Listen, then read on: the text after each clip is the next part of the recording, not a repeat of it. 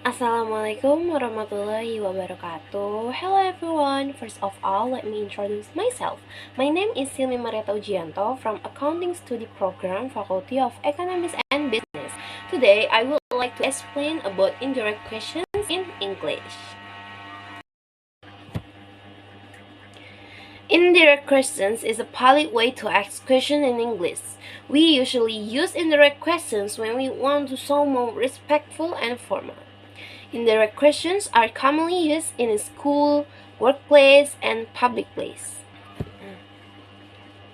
The function of indirect questions is to make our communication more polite and comfortable.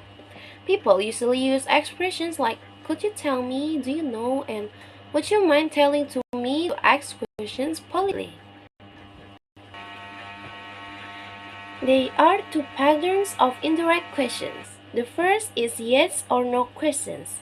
The formula is expressions plus if or whether, followed by subject and verb. The second is WH questions. The formula is expressions plus questions, word, subject, and verb. For example, could you tell me where he lives?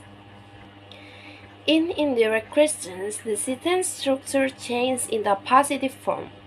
We do not use do, does, or did after the question's word. For example, the direct question is where does she live? The indirect questions become could you tell me where she lives?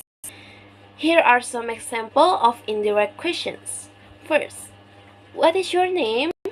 Become could you tell me what your name is? Second, where do you study?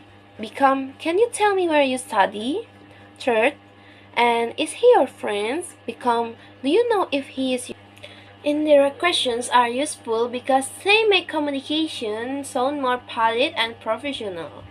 This form is commonly used when we talking to teachers, strangers, customers, or older people. In conclusion, indirect questions are important in English communication because they help you speak politely and respectfully. By learning indirect questions, we can improve our speaking skill and confidence. In conclusion, indirect questions are important in English. And last, thank you for your attention. Have a nice day, guys. And wassalamualaikum warahmatullahi wabarakatuh.